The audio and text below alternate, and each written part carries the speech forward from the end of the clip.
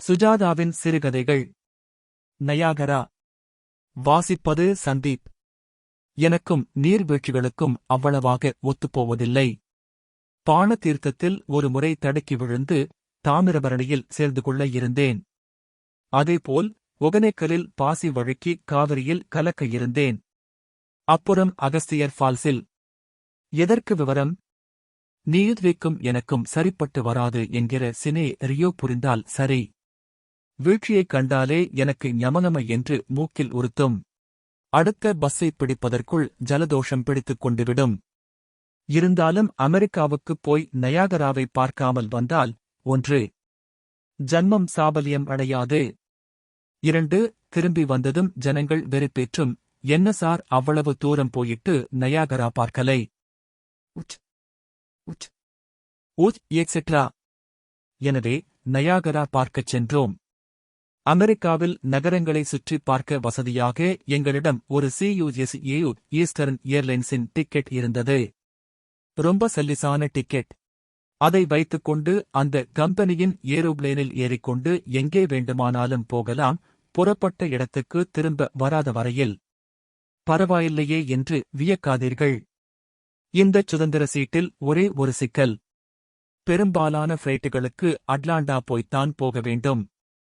உதாரணம், நியூயார்க்கிலிருந்து பஃபலோ போவதற்கு New York Atlanta, Atlanta buffalo என்ற ரூட்டில்தான் போக முடியும். இது சென்னையிலிருந்து பெங்களூரு போக சென்னை டெல்லி, டெல்லி பெங்களூரு போகிற மாதிரி. எனவே அவர்கள் ஒன்றும் சும்மா கொடுத்துவிடவில்லை என்பது உங்களுக்கு தெள்ளென விளங்கும். தெள் என்றால் என்ன? எனவே 10 நகரங்களை பார்ப்பதற்குள் எத்தனை முறை அட்லாண்டா பார்த்திருப்போம் என்று நீங்கள் சுலபமாக கணக்கிட்டுக் கொள்ளலாம். அட்லாண்டா விமான நிலையத்தில் சிப்பந்திகள் அனைவரும், என்ன அண்ணா, மறுபடியும் வந்துட்டேளா என்று விசாரிக்கும் அளவுக்கு பரிச்சயமாகிவிட்டார்கள். நான் சொல்ல வந்தது நயாகரா பற்றி அல்லவா? நயாகராவுக்கு பஃபலோதான் விமான நிலையம். அங்கே போக வழக்கம் போல அட்லாண்டா விமான நிலையத்தில் காத்திருந்தபோது, பொடிநடையாகப் போய் ஒரு காபி சாப்பிட்டு வரலாம் என்று சென்று திரும்பிய போது, என் மனைவியின் அருகில் 2 இந்தியர்கள் உட்கார்ந்து கொண்டு கையை தீவிரமாக ஆட்டிப் பேசிக் கொண்டு இருந்தார்கள். கிட்டே போனதில் ஒருவர் பிஸ்வாஸ், மற்றவர் சின்ஹா. பெங்காலிக்காரர்கள். இந்தியர்கள் எந்த மாநிலத்தவர்கள் என்று கண்டுபிடிக்க அவர்கள் ஒரு வாக்கியம் இங்கிலீஷ் பேசினால் போதும். மலையாளியை காலேஜ் என்று சொல்லச் சொன்னால் மதி. பெங்காலிகள் போல்ட்டை போல்ட் என்றும் போல்ட்டை போல்ட் என்றும் சொல்லுவார்கள்.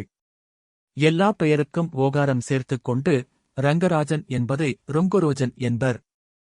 பிஸ்வாஸ் கல்கத்தாவில் ரொம்ப பிஸியான சர்ஜன் என்று தெரிய வந்தது. சின்ஹா மெட்டலர்ஜிஸ்டு என்னவோ. இருவரும் லண்டனில் சந்தித்து கூட்டணி அமைத்துக் கொண்டு அமெரிக்கா வந்திருக்கிறார்கள். எங்களைப் போலவே இடங்களை சுற்றிப் பார்க்க ஈஸ்டர்ன் ஏர்லைன்ஸ் டிக்கெட் கைவசம் வைத்திருந்தார்கள். அதைப்பற்றி கேட்டபோது, செய், டிக்கெட்டா இது? அட்லாண்டா அட்லாண்டா என்றனர். ரொம்ப நொந்து போயிருந்தார்கள்.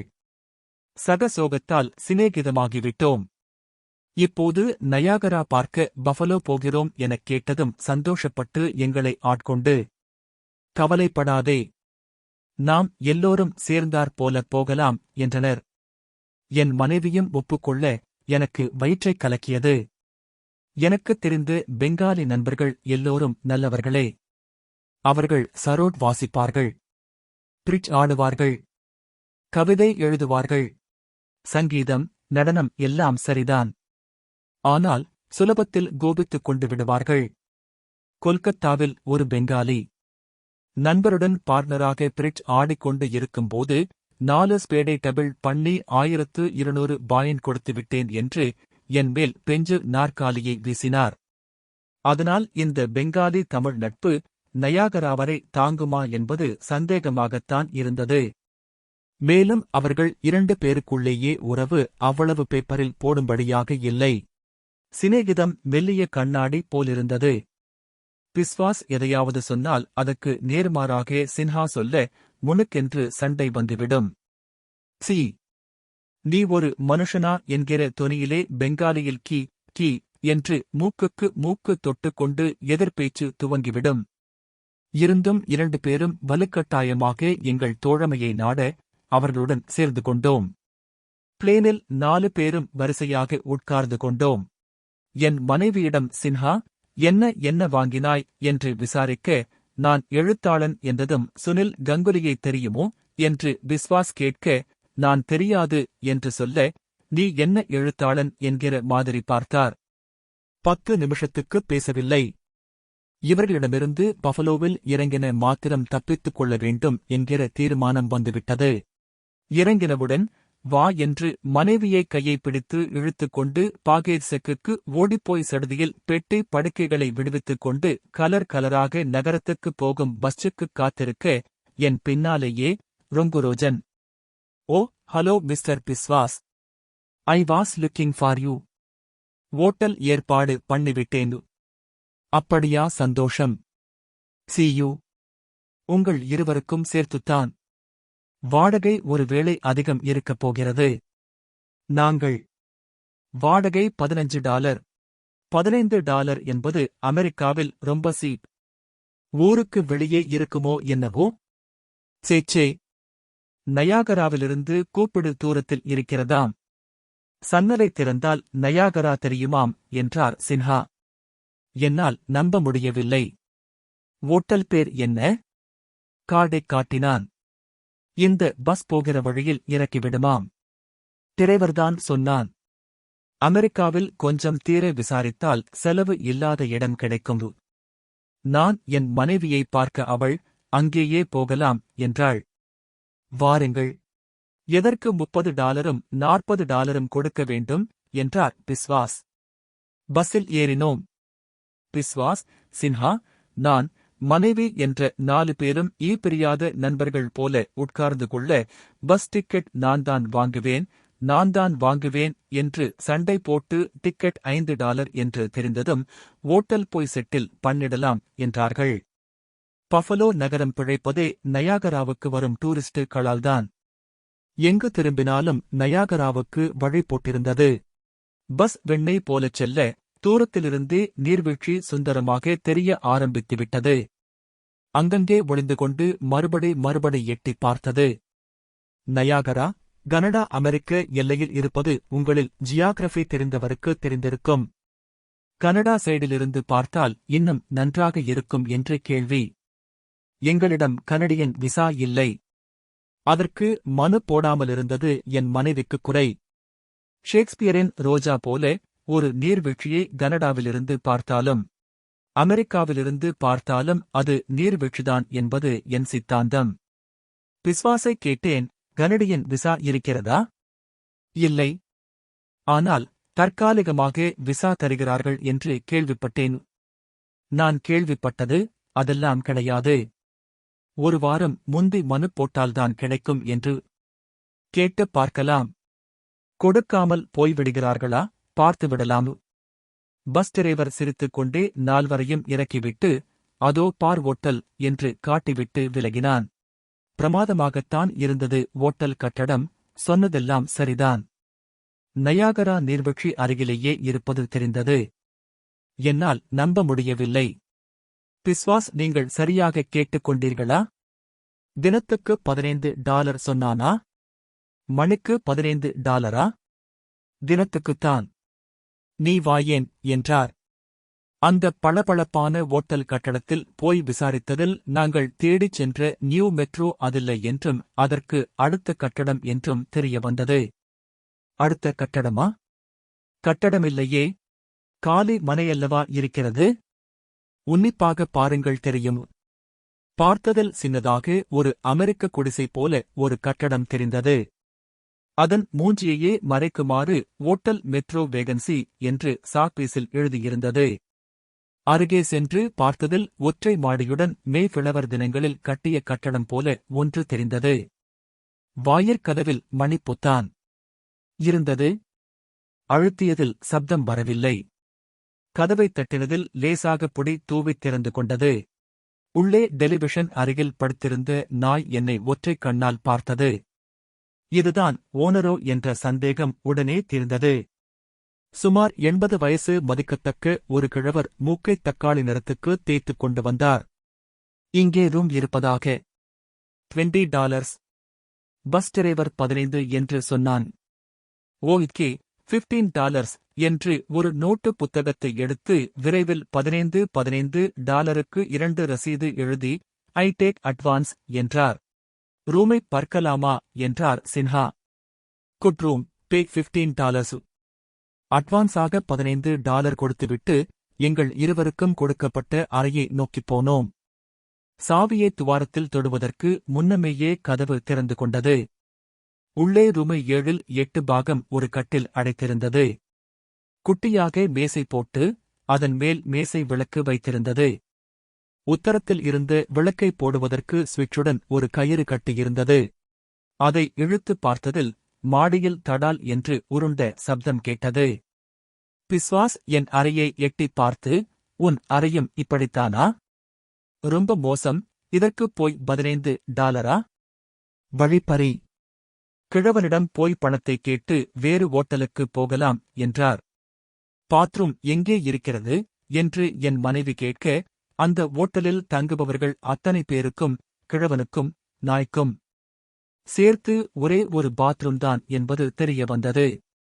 வேண்டாம், வேறு இடத்துக்கு போய்விடலாம் என்றான் பிஸ்வாஸ். நீதானே இங்கே அழைத்து வந்தாய் என்றார் சின்ஹா. நீதான் $15 அறை வேண்டும் என்றாய் என்றார் பிஸ். நீதான் என்று 2 பேரும் அடுகடுக்கு வந்துவிட்டார்கள். இடம் போதவில்லை. இது என்ன சோப்பா, மெழுகுவத்தியா என்று டேபிள் விளக்கை சின்ஹா போட்டு பார்க்க, ஓய் என்று ஷாக் அடித்து விளக்கிலிருந்து பிசுபிசு என்று புகை வந்தது. விளக்கின் அடியில் டோன் ஸ்விட்ச் ஆன் என்று எழுதியிருந்தது. அமெரிக்காவில் கூட இந்த மாதிரி ஓட்டல் இருக்கிறது, ஆச்சரியம்தான் என்றேன். எங்கே அந்த கிழவன் என்று கீழே போய் விசாரிக்கப் போன பிஸ்வாஸ் உடனே திரும்பிவிட்டார். நாய் துரத்தறது என்றார். $15 கொடுத்தாகிவிட்டது. ராத்திரி படுக்க மட்டும்தான் இந்த இடம். என்ன போச்சு? முகம் கழுவிக் கொண்டு வாருங்கள். நயாகரா போய் பார்க்கலாம் என்றேன். நாய் போனதும் சின்ஹா பாத்ரூம் போய்விட்டார். 1/4 மணி கழித்து பிஸ்வாஸ் பாத்ரூம் வாசலில் காத்திருப்பது தெரிந்தது. இந்த ஆள் எப்போதும் இப்படித்தான். பாத்ரூம் போனால் 1 மணி நேரம் என்றார். சேச்சே, இவ்வளவு மோசம் என்று தெரியாமல் போய்விட்டது. ராஸ்கல் அந்த டிரைவரை உதைக்க வேண்டும். சின்ஹா, என்ன தூங்கிவிட்டாயா? அவர்களிடமிருந்து தப்பித்துக் கொள்ளலாம் என்று என் மனைவியை அவசரப்படுத்தி வேறு ரூட்டாக நடந்து போய் நயாகரா பார்க்கச் சென்றோம். அங்கே நயாகராவின் அடிமடிக்கு அழைத்துப் போகும் படகுக்கு டிக்கெட் வாங்கிக் கொண்டு கியூவில் போய் நின்றால் ரொங்கோ ரோஜன் என்று கேட்க பின்னால் சின்ஹாவும் பிஸ்வாசும். நயாகராவில் எத்தனை காலன் ஒரு நிமிஷத்துக்கு ஊற்றுகிறது, எத்தனை மெகாவாட் சக்தி பண்ணுகிறார்கள், எத்தனை அழகு என்றெல்லாம் விவரம் கொடுத்து உங்களை அறுக்க விரும்பவில்லை. நயாகராவில் எனக்கு பிடித்தது படகு அதன் அடியில் செல்லும்போது ஆரவாரமும் நம்மேல் படரும் குளிர் மழையும்தான். இந்த குளிர் மழையில் சின்ஹாவை பிஸ்வாசும் பிஸ்ஸை சின்னும் படம் பிடிக்க காமிரா லென்ஸ் முழுவதும் நீர் கோத்துக் கொண்டுவிட சொன்னேன். கேட்டாயா என்று நயாகராவை விட சத்தமாக சண்டை போட்டுக்கொண்டே வந்தார்கள். படகை விட்டு மேலே வந்து நாங்கள் கழன்று கொள்ள விருப்பப்பட, வா கனடா பகுதிக்கு நடந்து போகலாம் என்றார் பிஸ்வாஸ். வேண்டாம், விசா கொடுக்க மாட்டார்கள் என்று சொல்ல, யார் சொன்னது? பாஸ்போர்ட்டுகளை சரண்டர் பண்ணிவிட்டால் 1 மணி நேரத்துக்கு அனுமதி கொடுப்பார்கள். அங்கே இருந்து பார்ப்பதுதான் உத்தமம் என்றார். நிஜமாகவே இங்கிருந்து தெரிந்த கனடிய பகுதி கலகலப்பாகத்தான் இருந்தது. வியூவின் டவர், வண்ண வண்ண விளக்குகள், ஜிலுஜிலுப்பு எல்லாமாக ஆசை காட்டியது. போய்த்தான் பார்க்கலாமே என்று பாலத்தை கடந்து கனடிய பகுதிக்குச் சென்றோம். வாட்டசாட்டமாக ஒரு போலீஸ்காரி, let me see your passports என்றாள். ஆளுக்கு 5 சென்ட் வாங்கிக் கொண்டாள். இங்கே நில்லுங்கள் பிஸ்வாஸ் என்று பவ்யமாகச் சொன்னாள். பார்த்தாயா என்று என்னை பார்த்து கண்ணடித்தார். காத்திருந்தோம். அந்தப் பெண் மற்றொரு அதிகாரியைக் கொண்டு வந்து எங்களைச் சுட்டிக் காட்டினாள். பற்பல அமெரிக்கர்கள் உற்சாகமாக லைனைக் கடந்து சென்று கொண்டிருக்க, எங்கள் 4 பேரை மட்டும் தண்டையார்பேட்டை ஐயுட்டி ஆஸ்பத்திரியில் போல் ஒதுக்கி வைத்திருந்தார்கள். மற்றொரு வெள்ளைக்கார ஆபீசர் வந்து எனது கையால் எங்கள் பெயர்களை ஒரு ஃபாரத்தில் எழுதி நிரப்பி, விசா இல்லை அது இல்லாமல் கனடிய மண்ணில் அனுமதி கிடையாது. திரும்ப அமெரிக்கா செல்லுங்கள் என்றார். சின்ஹாவுக்கு கோபம். எதற்காக எங்களுக்கு அனுமதி இல்லை என்று சொல்ல முடியுமா? விசா இல்லை, அனுமதி இல்லை. நாங்கள் இந்தியர்கள் என்பதால்தானே இந்த மாதிரி நடத்துகிறீர்கள்? அதெல்லாம் இல்லை. அமெரிக்கர்களை மட்டும் அனுமதிக்கிறீர்கள். அவர்களிடம் விசா இருக்கிறது. எப்படித் தெரியும்? எங்களுக்குத் தெரியும். பாருங்கள், அதிகம் வாதாடினால் உங்களை சிறைக்கு அனுப்புவோம் என்று காகிதங்களை எங்களிடம் கொடுத்தார். இந்தக் காகிதங்களை நயாகராவிலேயே போடுகிறோம் என்று பிஸ்வாஸ் சிரித்தார். அது உங்கள் இஷ்டம். இந்தக் காகிதம் இல்லை என்றால் மறுபடி அமெரிக்காவில் அனுமதி கிடைக்காது. உங்கள் வாழ்நாளை இந்த பாலத்தின் மத்தியிலேயே கழிக்க விருப்பமென்றால் சரி. நான் அவசரமாக காகிதங்களை வாங்கி வைத்துக் கொண்டேன். சின்ஹா திரும்பும் வழியெல்லாம் இந்தியர்கள் என்றால் எவ்வளவு மட்டமாக ட்ரீட் பண்ணுகிறார்கள் என்று அரற்றிக் கொண்டே வந்தார். நாம் அந்த மாதிரி நடந்து கொள்கிறோம் என்றார் பிஸ்வாஸ். நாம் என்ன தப்பாக நடந்து கொண்டு விட்டோம்? Illegal immigration. அதைப் பற்றி உனக்கென்ன தெரியும்? உனக்குத்தான் தெரியுமோ? இருவரும் கனடிய அமெரிக்க எல்லைக் கோட்டில் நின்று கொண்டு இரைச்சலாக சண்டை போட்டுக் கொண்டார்கள். கம்யூனிசம், மார்க்சிசம், விவேகானந்தா என்று என்னென்னவோ வார்த்தைகள் எல்லாம் கேட்க, நான் மனைவியை அழைத்துக் கொண்டு விரைவாக நடக்க, சட்டென்று பிஸ்வாஸ், ருங்கரோஜன் எங்கே போகிறாய் என்று காலரை பிடித்து நிறுத்தினார். விதியே என்று நடந்து அமெரிக்கப் பகுதிக்கு வந்தோம். சின்ஹா தாகமாக இருக்கிறது என்று கோகோ கோலா மெஷினில் ஒரு 50 சென்ட் நாணயத்தை போட்டார். அமெரிக்காவில் இருந்து ஒரே ஒரு பழுதடைந்த கொக்கோ கோலா மெஷின் அது.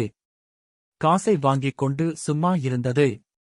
சின்ஹா அதை அடித்து உதைத்து பற்பல சித்திரவதைகள் செய்து பார்த்தார். போட்ட காசையோ கோகோ கோலாவையோ தர மாட்டேன் என்று சொல்லிவிட்டது. அமெரிக்கர்கள் இத்தனை விஞ்ஞான முன்னேற்றம் அடைந்து என்ன பிரயோசனம்? ஒரு கோகோ கோலா மிஷனை சரியாக வைத்துக் கொள்ளத் தெரியவில்லையே. உனக்கு ஒரு கோகோ கோலா கிடைக்கவில்லை என்றால் மேற்கத்திய நாகரிகத்தைச் சாடுவது என்ன நியாயம்? இதெல்லாம் வைத்து என்ன பிரயோசனம்? ஒழுங்காக வைக்க வேண்டும், இல்லை மிஷன் வைக்கவே கூடாது. இந்த ஒரு மிஷன் வேலை செய்யவில்லை. எத்தனை மிஷன் வேலை செய்திருக்கிறது? அதாவது எத்தனை கோக் சாப்பிட்டிருக்கிறோம்? That's not the point. That is the point. நீ ஒரு பூர்ஷ்வா. அடிவருடி. நீ ஒரு சிவப்பு எலி. யார் சிவப்பு எலியோ 2 பேருக்கும் முகம் சிவந்து போனதென்னவோ வாஸ்தவம். கம்யூனிசம் காபிடலிசம் என்று குடுமியை பிடித்துக் கொண்டிருக்கும் சமயம் நான் என் மனைவியின் கையை பிடித்து இழுத்து, வா, ஓடலாம் என்றேன். அதிகாலை எழுந்து சொல்லாமல் கொள்ளாமல் பஸ் ஏறி திரும்ப பிளேன் பிடித்து உட்கார்ந்ததும் பெருமூச்சு விட்டேன். அப்பாடா ஒழிஞ்சாங்க. ருங்கோரோஜன் என்று பின் சீட்டில் ஒரு குரல் கேட்டது. இந்த வாசிப்பை கேட்டதற்கு நன்றி.